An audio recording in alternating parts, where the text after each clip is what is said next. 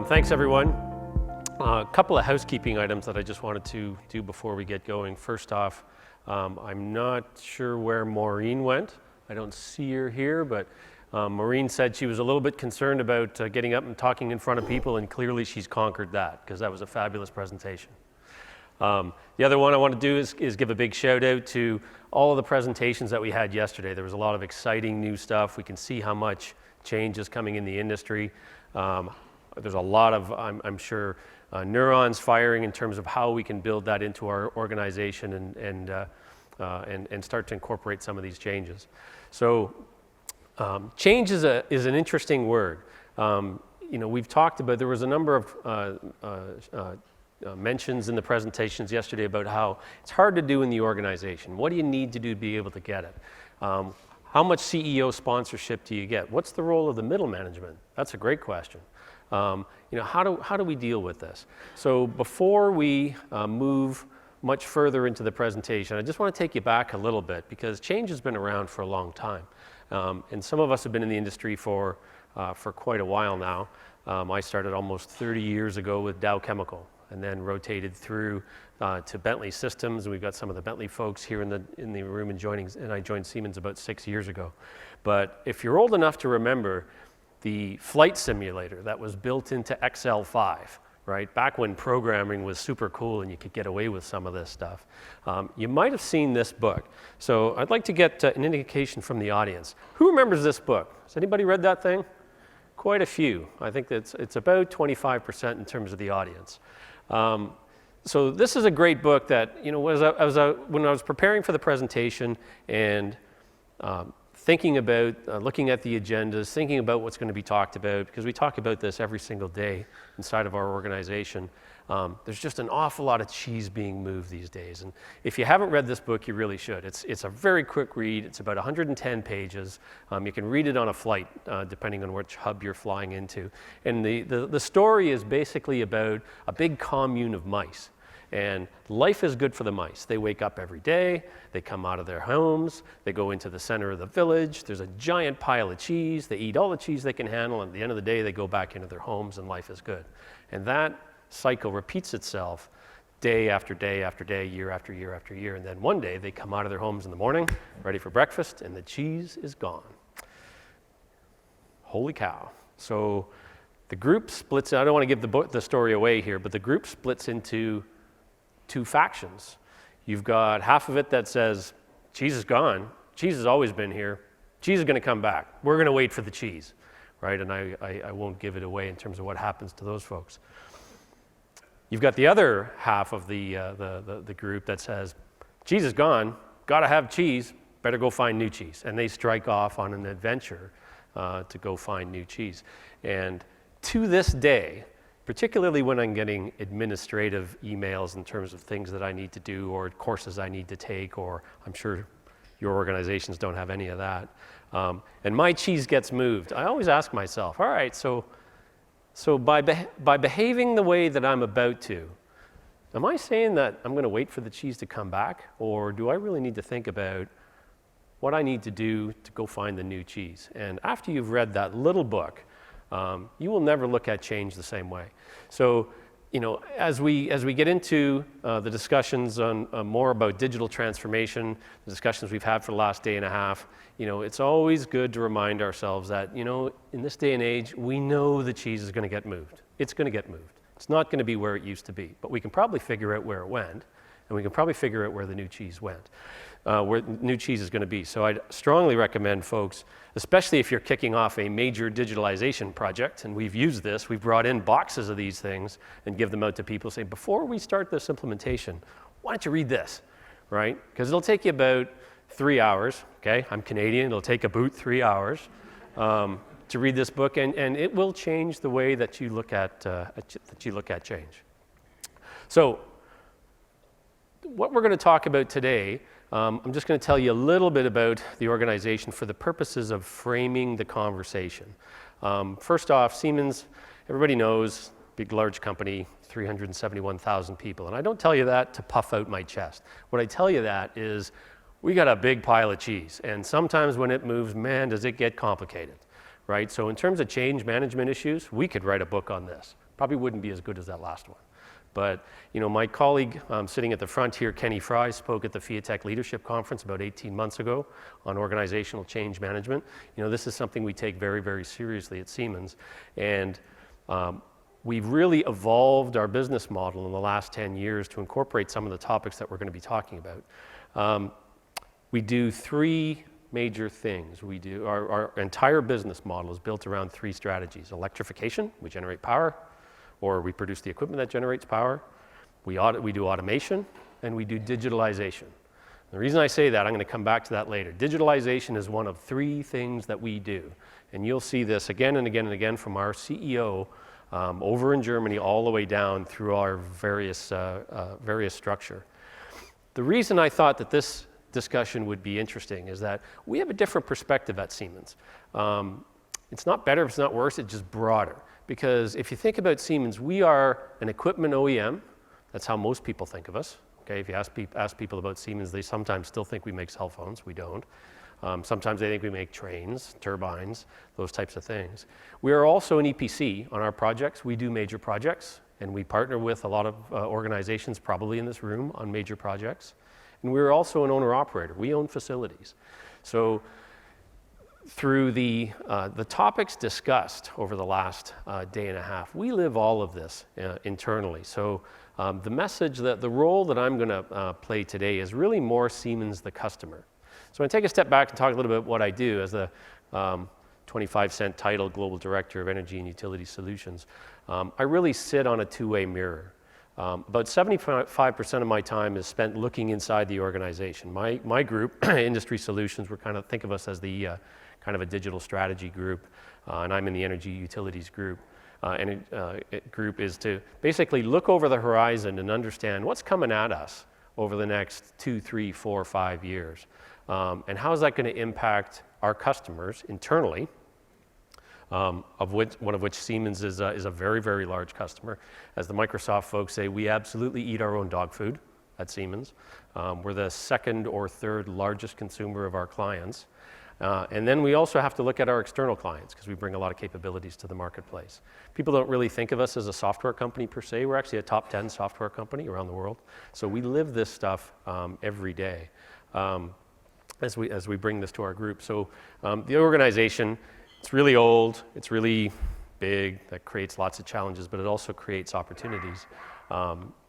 The last thing I want to mention is that because of the nature of our business, because of the industries we work in, we really work across all industries. We go to market by industry.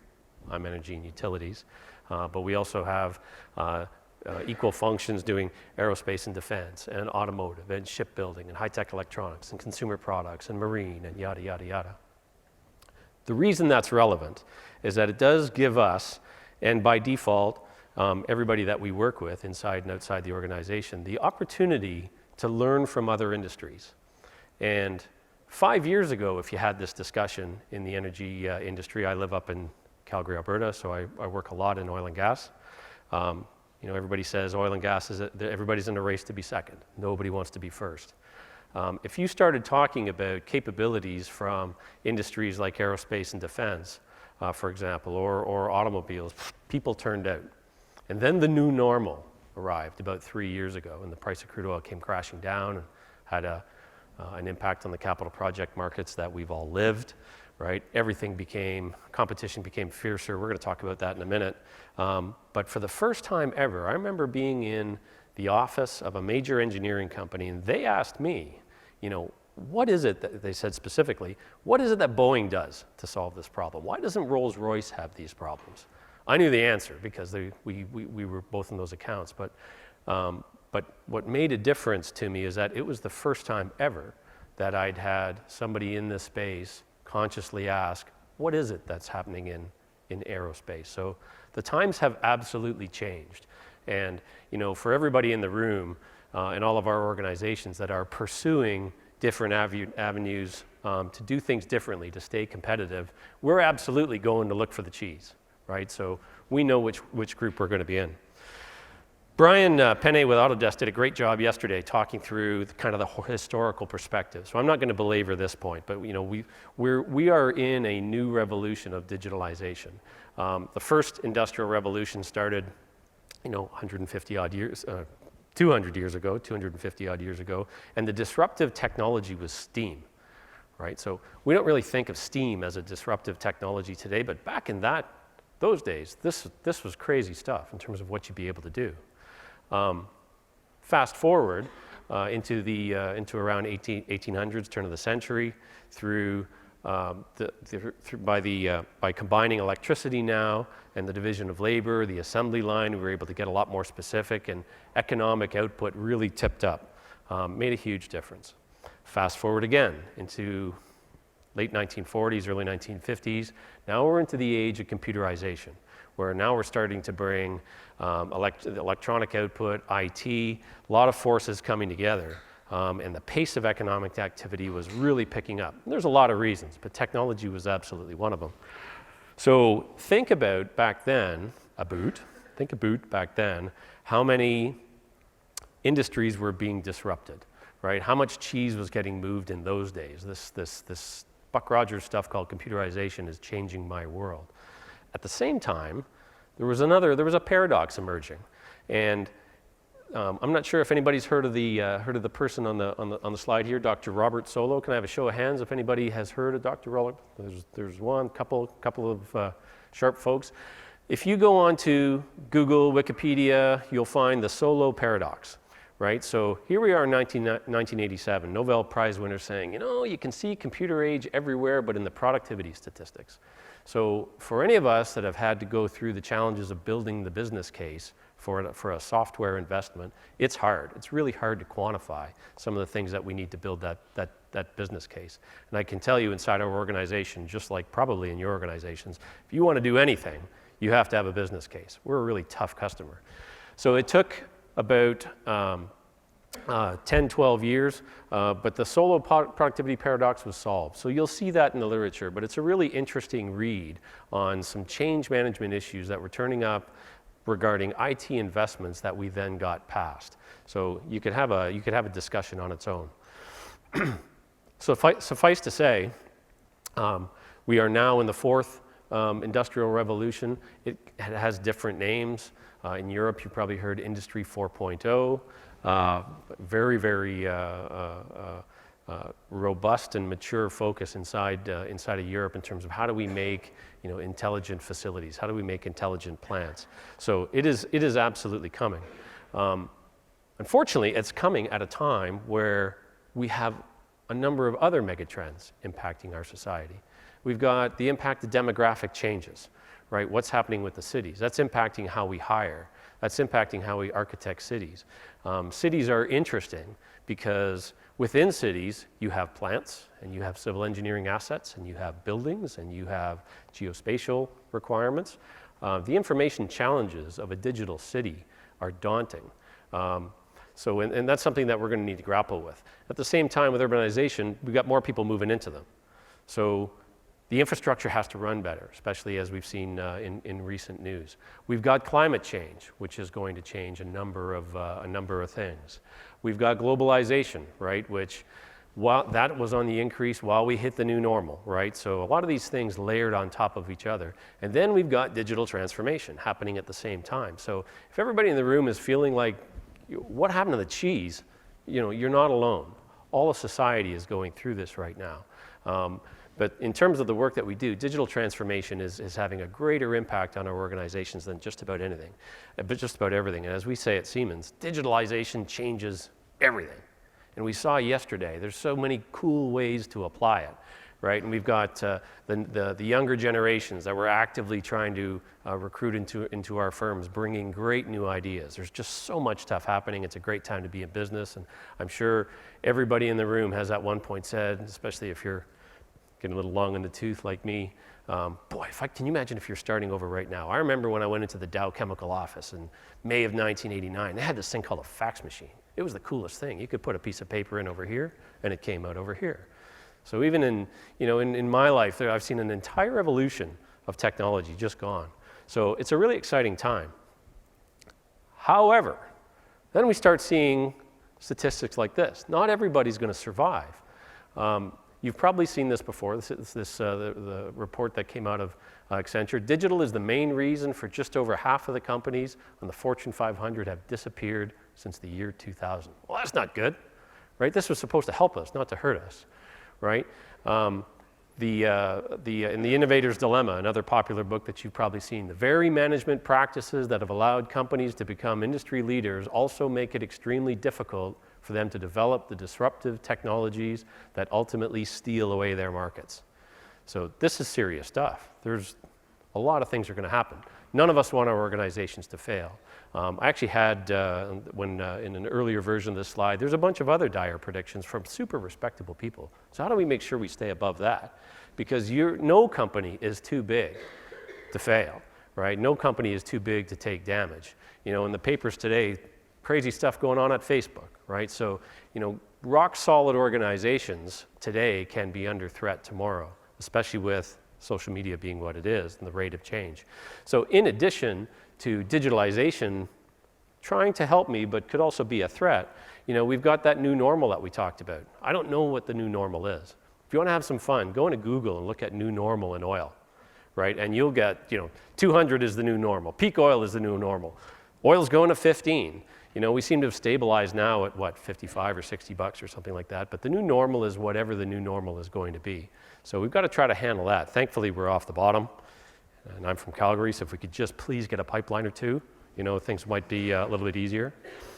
We've got fewer projects, right? The capital projects, the numbers are still down. That means that in order to meet your financial performance next year, your company's got to win a greater win rate than what it had before. This is really hard. We've got global competition. We've got suppliers turning up and competing in our area that we never had before. They've got different ways of doing business. Different parts of the world, they're very comfortable with fixed bid, lump sum as it's sometimes called. You know, the challenge with those is the margin compression that typically goes within it. So how do I operate effectively in that market so that I don't wind up on that slide, right? And then we've got other crazy stuff we need to keep an eye on, like activist shareholders, right? We don't want somebody coming up saying, you got this many knowledge workers in one space and your gross margins are 3 to 5%, you're killing me, right? And before we know it, Gordon Gekko's in the room and we got a new problem. So there's all these things that are happening. So, you know, on our world inside of my organization, we're living this just like you folks are, and we're exposed to everything because, you know, with a presence in over 200 countries, if there's bullets out there, we don't escape very many of them. So, you know, let's have a look at a little bit, what did these companies do to get themselves into trouble? Before we do that, I just want to do a little bit of terminology because I want to come back, like I said before, products, that's not my business. I'm a plant person. Products, that's relevant if you're going to build 1 million BMWs, but no, we do process plants. It's not the same thing. At the end of the day, what we're really doing, everybody makes a product. For an OEM, it's relatively straightforward. For an EPC, it might be a project, right? Or it might be a deliverable that you're going to hand over at some point. If you're an owner-operator, it could be a barrel of oil, right? Or a pound of plastic. But everybody makes a product at the end of the day. There's a terminology element that we're better at getting past that. But if I can accept that process, this comes out of the product side because for this presentation, I've got my OEM hat on right now. But for that process, you know, in the energy and utilities market, capital projects market, we might call it design, build, memorandum, and contract award. We might do FEED, and then detailed, and then fabrication if we're working for Fluor. If we're doing construction, then commissioning, then handle operations and maintenance. Decommissioning. We don't decommission a lot, but in some areas it's very interesting, especially the nuclear space. It is not that different, right? So if we can get past that terminology and we can look at some of the problems that in other industries they got past, like change management, you know, the data interoperability. You have these discussions with somebody that works at aerospace and they kind of tilt their head and they're trying to understand what you're talking about. So terminology. So I'm going to leave the product stuff up there. I could have just as easily changed it to feed and detail, but I wanted to introduce some new terms. So why do these companies fail? As we talked a little bit about earlier, and there's been some great content in the presentations yesterday, digital is not central to their corporate strategy. Not only does it have to be central to the corporate strategy, it's got to be enforced by the corporate leadership. It needs to trickle down through the middle management. right? As I said before, sometimes that gets interesting because this is where agendas really start to pop up. So in our organization, as I said, we do three things. We've done since the beginning, we've done electrification. Then we added automation. Now we do digitalization. That has been a complete change, started about 10 years ago. And honestly, we moved a lot of cheese inside the organization. And it started at the CEO level. Siemens is organized kind of like a naval fleet right now. You used to be more like a herd of buffaloes. We're now more of a naval fleet, right? With each major ship in our 10 divisions has its own CEO, each one responsible for their own digitalization strategy, and each one nominating capabilities that we want to bring to the organization. It's got to be corporate germane to the corporate strategy. And if you go to the Siemens website, I'm going to say this a bunch of times because I didn't want to include a lot of Siemens specific content because then this becomes a sales pitch, and I wanted this to be a conversation. Go to the website, you'll see, go to our company, you'll see digitalization and some of the things we're going to talk about all over it. I liked Jeff Ryan's presentation on advanced workplace planning yesterday, where he talked about some of the returns. If we can just better organize the information and assemble the right information, the right time, the right material, look at the percent efficiencies we can pick up, 10% off the piping costs on a major capital project. We often get hung up on the cost of things, right? How much is this going to cost? How much is the license of this stuff? We're really not interested internally in our organization, what does something cost? Because that's only the denominator. We got to understand the numerator too. What's the net benefit? Because if it's going to save me $1 million and only cost me $100,000, I like that. If I just look at the $100,000, that's going to scare me because that's a big number, right? So the efficiencies are absolutely there, and some of the metrics that have been passed around both yesterday and today in Maureen's presentation, you'll pay for the system stuff. That's not the issue. You're going to get all that money back in spades. Here's the big one. Companies invest in the latest point solutions or siloed digital technologies and fail to work horizontally. I can tell you at our organization, we have everybody's software. Right? It was all bought under the best intentions. Hey, most of those point tools, let's face it, they work fine, right? The point tools aren't the problem, right? But it clashes with the life cycle approach that we want to take, which is going to be the main theme that we're going to talk about today. So our knowledge workers, just as sharp as everybody else's knowledge workers, what did they do to bridge those gaps? They filled them with spreadsheets. Okay? Excel is a wonderful tool. You can do anything with it. Unfortunately, Excel is a wonderful tool and you can do anything with it. The problem is you can't manage it. So, doing auditing inside our organization, we can find projects that have got tens of thousands of spreadsheets. I've heard talk of projects in the industry in excess of 100,000 spreadsheets, and we wonder why we can't control our data, right? It's awesome stuff, but boy, cut and paste errors are tough. And managing change on any of this information is a real challenge. And we have just as much of this. Now, we maybe have an advantage in some areas that we started early to hunt a lot of this stuff down. And we have some technology capabilities that allow us to do that. But this is a big problem. And it is across all business groups. It's not just engineering. It's not just construction. It's across all business groups. So bringing it all together, we have to have an incentive inside the organization from the top down with the right tools, with the right technology, with the right leadership to drive cultural changes for success. Because, at least from our perspective, if there was an app that we could get that would solve all these issues, we'd have done that by now. It's just not that simple. It takes more of a philosophical approach. So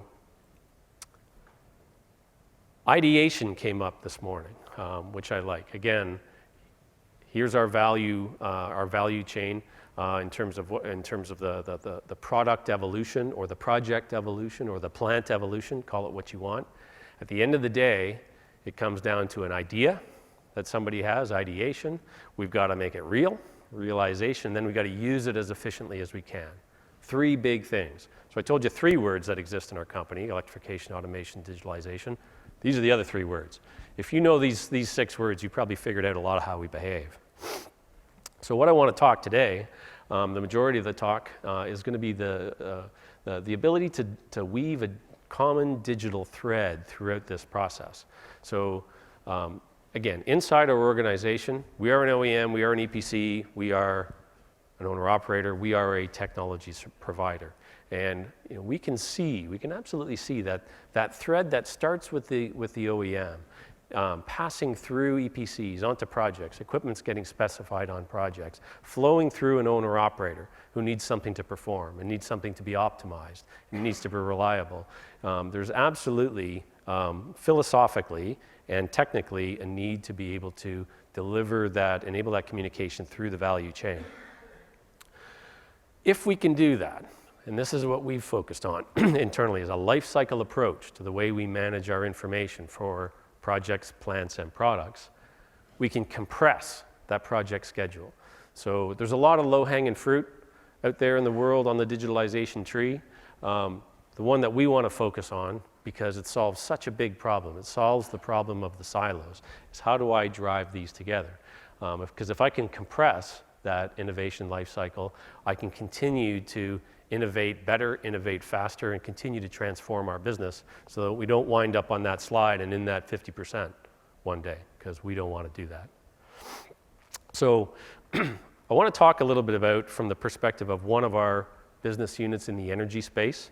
I wanted to bring this into more of a specific example. So as I mentioned, we use a lot of our own technology, especially for our hub solution that manages our life cycle. We are the number 2 or number 3 largest user in the world because we have some really, really big clients. So I want to use that as an example. This is an energy equipment business unit.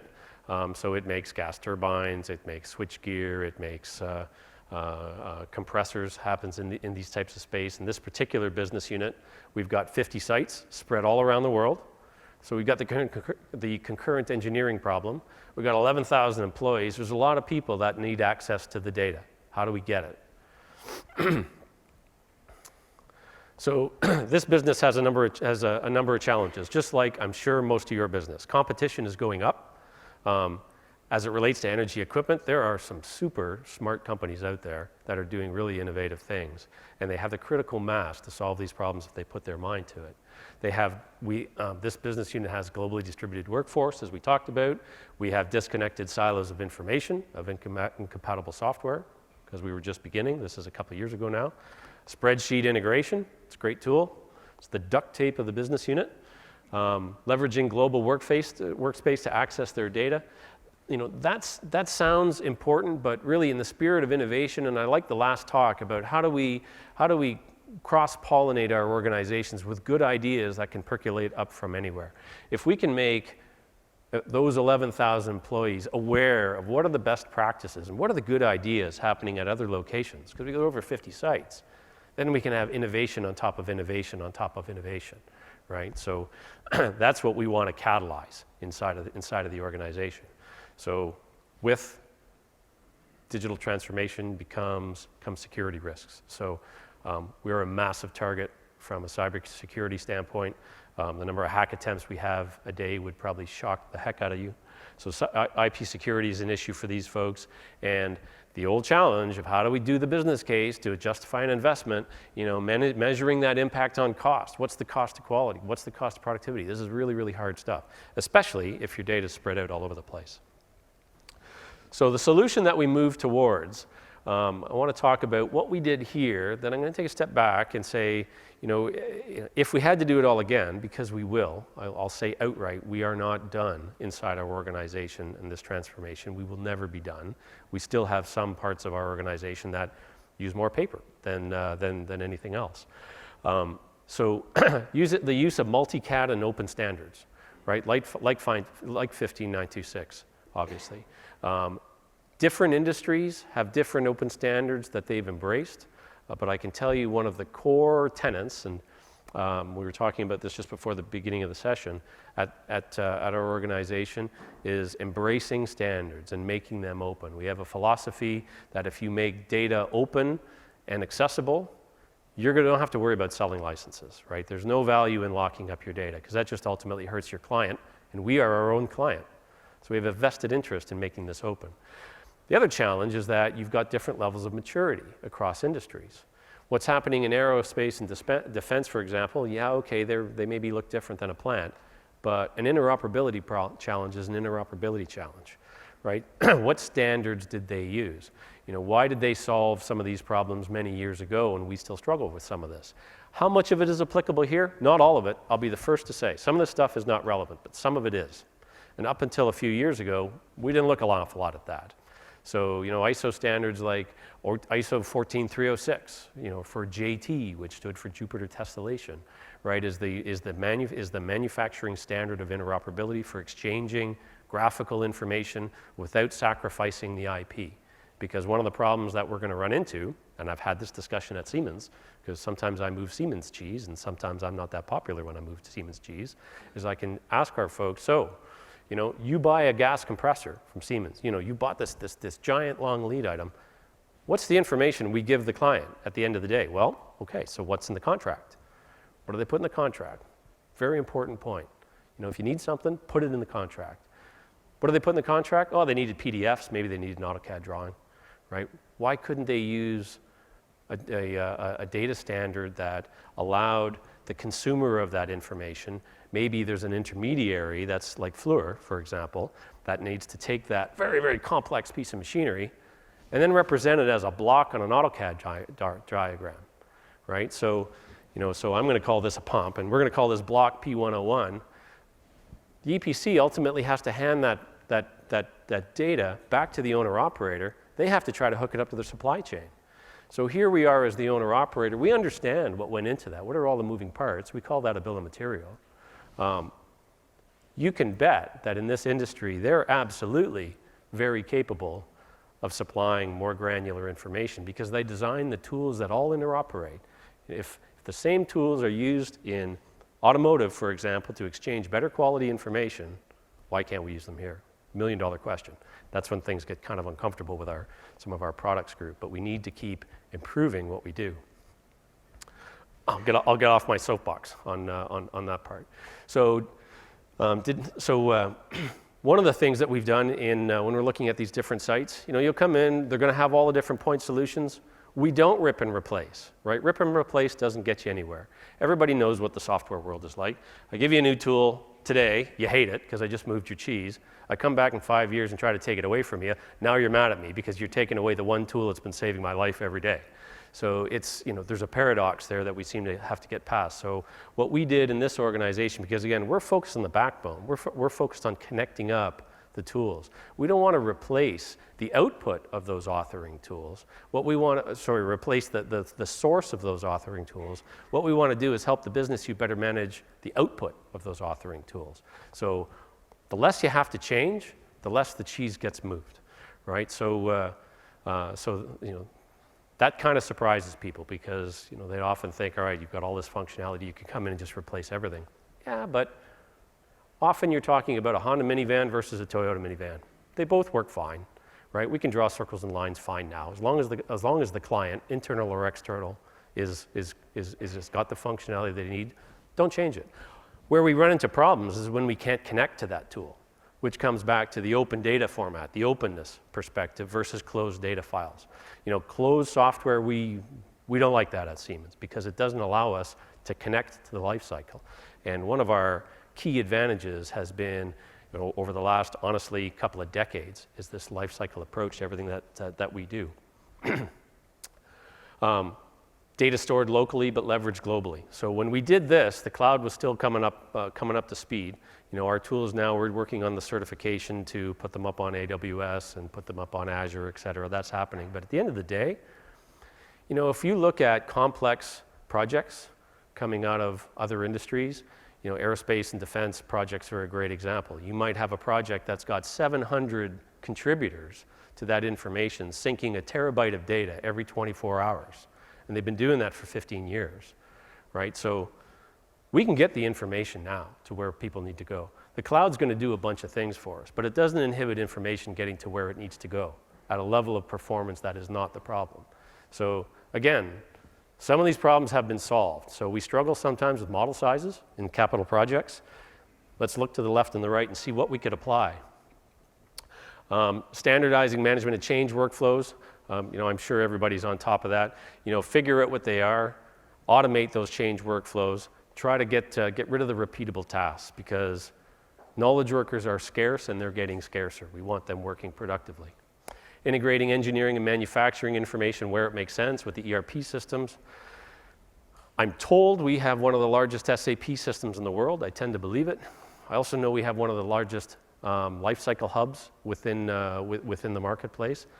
Our technical information resides in one tool, or at least in a series of tools connected via the Lifecycle. Our business information sits in SAP. We need to connect the two.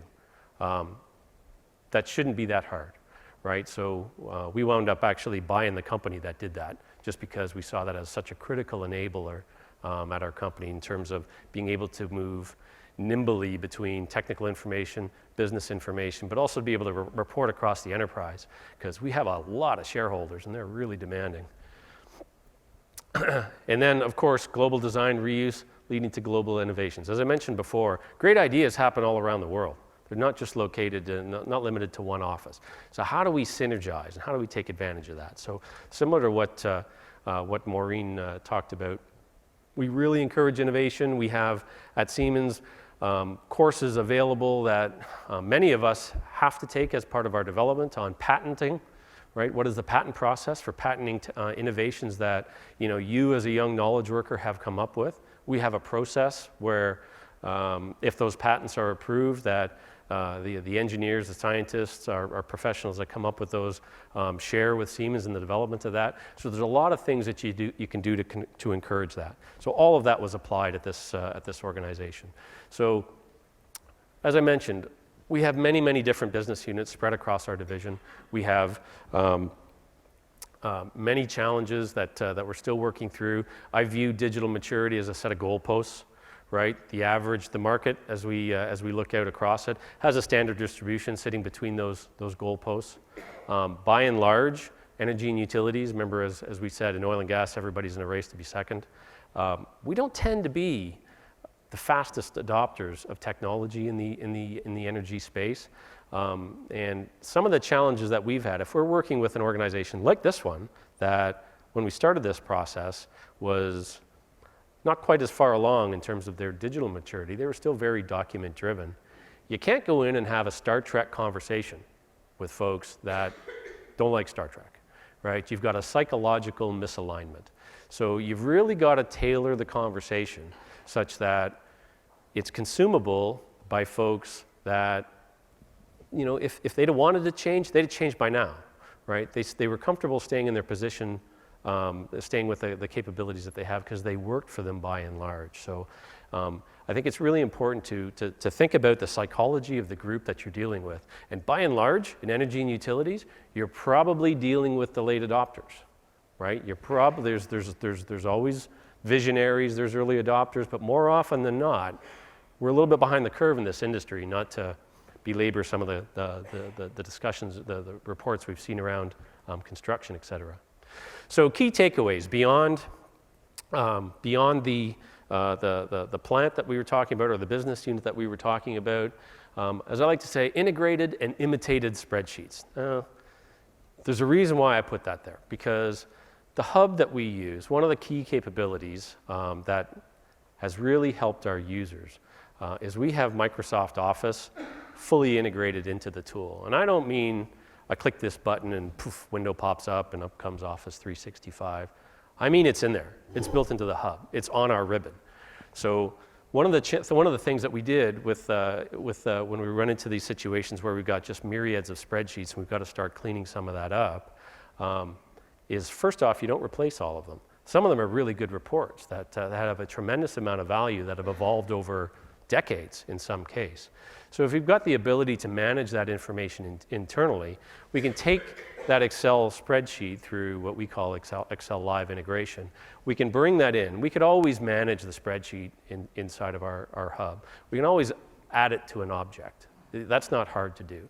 We can even manage change around it, right, in terms of from a revision standpoint. But what really works better is if I take that spreadsheet, I consume it into the hub such that the data that's in that cells becomes part of the database supporting the hub. So now that user can continue to use something that looks exactly like the Excel spreadsheet they know and love, but when they edit that information, they're editing the database. Because if they're doing that, now I can report on it. I can have audit trails. I can control it. I can secure it. I can keep it after they leave, right? Excel spreadsheets are very portable. So as I say, integrated spreadsheets, very useful if I can manage the data that's being in there, manage and control it. Mimic what's out there, right? If you have the ability to do that through an Excel-based tool or some sort of supporting mechanism, use the reports that your knowledge workers have developed, because there's a massive amount of expertise, earned expertise in there that are very valuable to the business. It's funny, manage equipment items and assemblies as objects. Somebody over lunch asked me yesterday, a lot of what we do is very object-oriented. We think in terms of data at streams. Everything is an object, because I can do anything once I have an object. I can hang documents on objects. And so somebody had asked me, well, what do you guys use as a document management system? And you know what? The question kind of threw me. Because initially I'm thinking, well, I know finance and legal have document management systems. Thankfully, I'm pretty good at staying off of their radar. But in terms of the documentation supporting the technical, the products, the projects that we work with, we really don't think in terms of document management. Yeah, we've got SharePoint and we've got some different tools that help us manage that, but really our go-to reaction is to manage that in conjunction with the data. So it really changes the documentation, and it was really the first time that I realized that how, to the extent that my thinking has changed when something like, what do you use for document management system, can kind of cause you to take a step back. So when I have objects, I can create relationships between those objects. So when there's an awful lot of value, and I called this section of the presentation as we get to the end here on improving awareness, in that if I can, before I make a change, if I can understand everything that's going to be impacted by that change through like a second or third order effect, I may decide, is this worth it, or am I going to make a change that's going to break something that's going to cause somebody a lot of grief? And if we think about the plant design perspective, if you will, and DBM and feed and detailed and fabrication, et cetera, with a life cycle approach, I'm able to allow the people in fabrication, downstream in fabrication, to understand when engineering made a change that just impacted their world, right? When this gap between the silos, particularly on major projects, this is where the really big mistakes happen, right? That have some legendary, errors made. We've got $30 million worth of equipment sitting in a laydown yard that's never going to be used. And where I live, it might be under 30 feet of snow. 3 feet of snow. 30 feet, we've got about 4 feet right now. So that's where some of those big mistakes are made. And if I can clean that up, if I can build that into my business case, I can justify just about anything. The challenge you run into sometimes is some of these really big errors is nobody wants to be associated with them. Right? So there's a political element to this thing. So how do you track that, right? Because by peeling the onion and understanding what happened and how did that mistake get made, and as Maureen said, we shouldn't be afraid of failure. We've arrived to a point where in our culture we think failure is bad. Well, we all grew up learning that we learn more from our failures than we did our successes. Well, if failure is bad, I guess the slope of the curve of our learning is going to go down. Right? So we need to try things. As I say to my 10-year-old daughter, it's okay to make mistakes. I just don't want you to make any really big ones. So, impact studies, being able to understand the nature of the impact of what's going to happen before I do it, absolutely huge. Integrating where appropriate. I talked a little bit about the enterprise systems, whether it's SAP or Oracle or whoever you're using. There's other functions out there. Integrating with material systems can be very important, because what I want to be able to do, and the schedule, what I want to be able to do is visually and to understand what's happening. And the more information I can bring into that life cycle background, the backbone, the better visibility I'm going to have in terms of what we're doing. So that I can, I want to be able to, often, especially in the spreadsheet world, I can bring the changes in this revision into a spreadsheet. I can bring the changes from this revision into a spreadsheet. I can put side by side and then spend the next 2 days trying to figure out what's different. I want to be able to understand that visually. It's got to work better. So some miscellaneous things. On this slide, it actually should say push data and pull data to external systems. Because again, once I've got my data in one place, once I've gone through that exercise of validating what's there, make sure it's complete, correct, consistent, for example, now I can do things with it, right? Which becomes very important, especially in the oil and gas industry right now, where people are wringing as much blood out of the stone as they can. We're getting asked a lot about supplier collaboration. How do we improve the nature of collaborating with our suppliers? Well, if I've got my data in one spot and I'm looking at different ways to be able to interact with different suppliers, now I can do that. Maybe instead of doing the terrible data handover thing where, again, I'm trying to understand, the contract was for this equipment supplier to give me the equipment and then these 9 other things. Maybe I didn't have the processes in place to close the loop to realize, while it was still relevant, that I only got 3 of those 9 things. So by the time I'm actually using that equipment on site, by the time I'm putting it into action, and I circle back to say, well, wait a sec, where are the other things that I needed? By the time I find them, the equipment vendor has now moved on into a different space. It becomes really hard, and this is really drudgery for the knowledge workers, for our document controllers who are trying to figure this stuff out. So connecting to suppliers, big advantage in terms of centralizing your information. Improving the quality reporting, right, in terms of with the suppliers that we work with.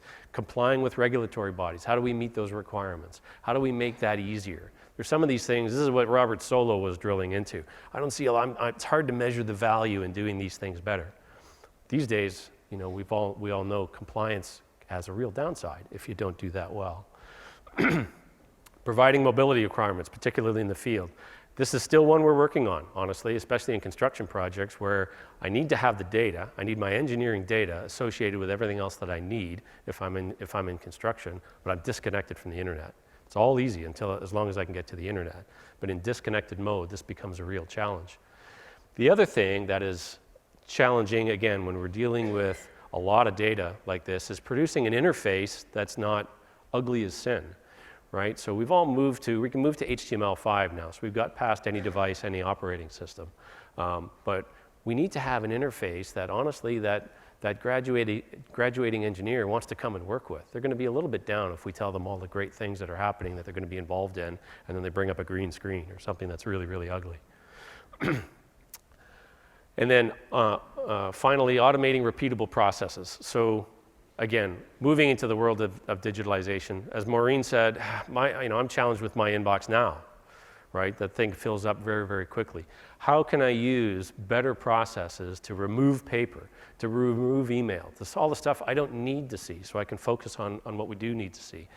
You know, we're at real risk of information overload, especially as we're going to manage change better. We're going to do a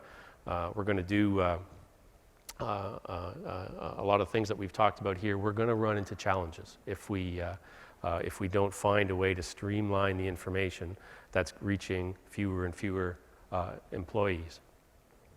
So supplier collaboration I talked about a little bit as being a hot item. So summing up where we're going, what this is all going to look like in our world, and it doesn't matter what business we're in.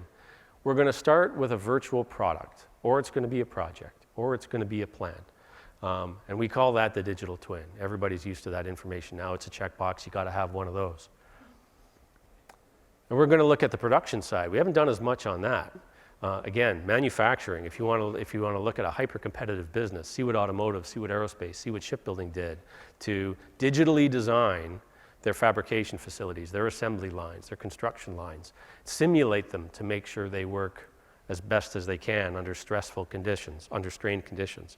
Be using anatomically accurate avatars, right? So I can put bodies in there and understand where are the current workers' compensation issues going to have. By positioning this piece of equipment this way, in 3 months, anybody working at that station is going to have lower back issues. I can get ahead of that now. That exists. So I want to be able to simulate what my idea, I want to simulate how I'm going to realize that idea, and that's going to wind up with in something real. It's going to wind up with real production that's optimized and stress tested, and it's going to give us a real product, right? So this whole notion of let's design it, let's simulate it, let's build it completely in the virtual world. NASA does a great job of this because they've got a Their world is incredibly complicated. Evolving this digital twin concept from just the digital twin product, digital twin production, and digital twin performance. We're going to need all three if we're going to do it. You know, in our organization, we do all three of those things, so we have to have this component. If we don't, we're just creating silos. And at the end of the day, this is what's going to take us to the digital enterprise, I think, as we start to level out in the fourth industrial revolution, Industry 4.0. This is what the world is going to look like when we're done. And I think there's just huge opportunities based on everything that we've seen over the last couple of days from a myriad of organizations to improve what we do. But we got to be careful. We don't move the cheese too far. We don't move the cheese too fast, because that's hard. And with that, I'll turn it back to Judy and her question-producing smartphone. Thanks,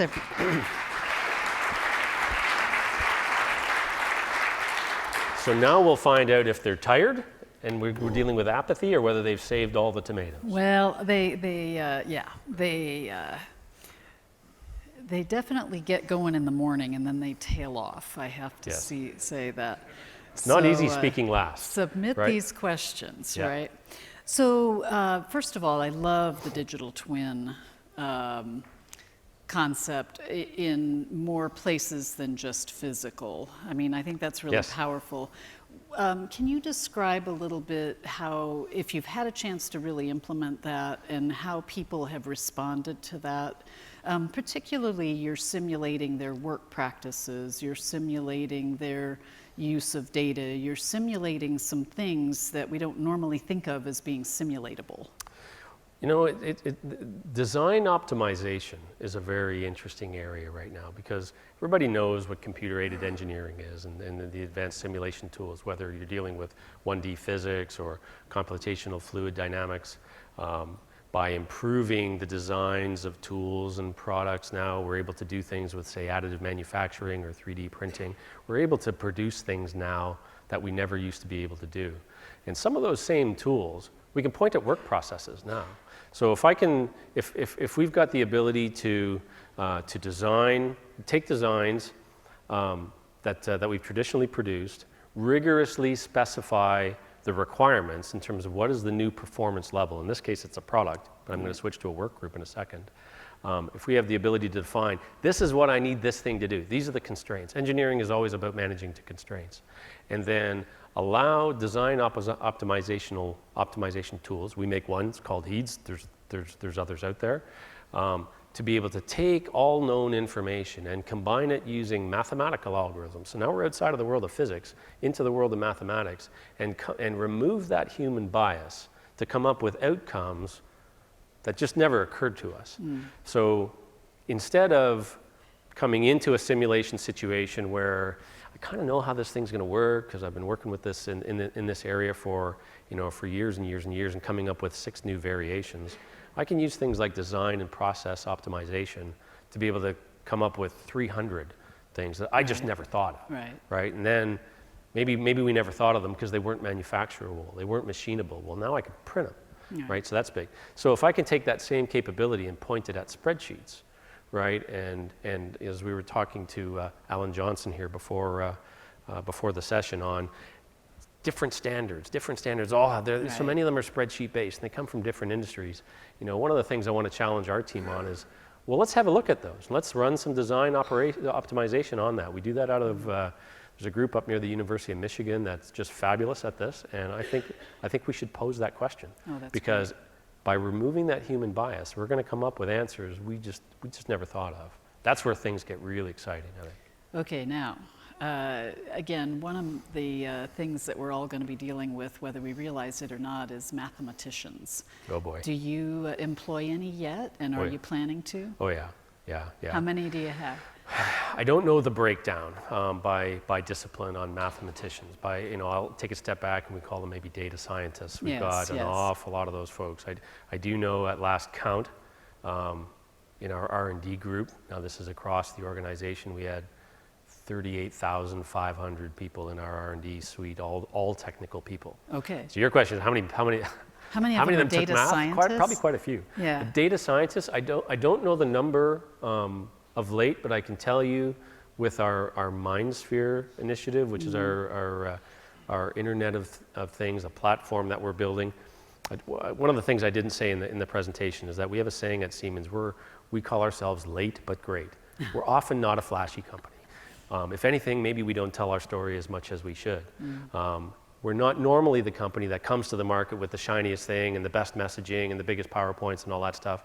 We typically take a step back, think about what we're seeing, what our customers are telling us outside of Siemens, inside of Siemens, do some thinking, and then when we come to the marketplace, it's usually not as early as our sales organization would like us to be, but it's a pretty solid delivery. Okay. And MindSphere is a massive, massive undertaking because that's going to set the foundation for what we really want to do on the cloud.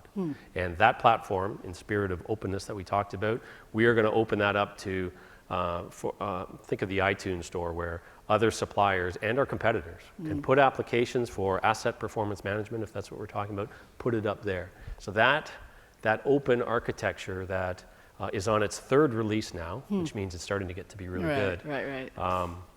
Employs an awful lot of data scientists. Okay. I should find out that number. Great. Okay, so then generally speaking, the propaganda campaign, my husband is not at Black & Veatch. He's not an engineer, he's a historian, and he came to our workplace back when we first introduced Six Sigma and looked at all the posters that were up on the wall, and he was just kind of horrified because to him it represented a propaganda campaign, right? Well, we have propaganda campaigns, we all do. That's what these safety moments are about, that's what our quality moments are about, right? Yep. And the digital age is going to come with a propaganda campaign, right? So what are you seeing in terms of how to recognize when it's really happening versus when we're merely talking about it, but it's not really happening? And you can speak to things you've seen outside of Siemens. Propaganda campaigns. You know, I think the challenge is with our innovation resources collectively being scarce assets, we really need to think about where do we engage those folks. It's easy for me to say as a Siemens person, especially if I just gave my late but great speech, that we don't tend to charge into things too quickly. So on that propaganda front, I think organizationally, we would probably take a step back and try to understand what's the impact. You know, we have a philosophy, and you'll see this. You'll see our CEO Joe Kaeser saying this: we make real what matters. Propaganda doesn't matter that much. Challenge is separating what's real. But still communicating, right? I mean, part of it is communicating. It's indicating that you're seriously wanting to do it, right? And so anyway, I think that's a challenge that we're all going to face. Is how do we talk about it? How do we talk about what's real? How do we demonstrate that it's real? Because there's a lot of skepticism, especially from the people who think the cheese is coming back. Yeah. Well, and how do we reframe that conversation such that, you know, can we take whatever direction the propaganda is pushing it in and turn it into something that we can use? Because at the end of the day, you know, in our STEM professions, if you will, to include your math colleagues,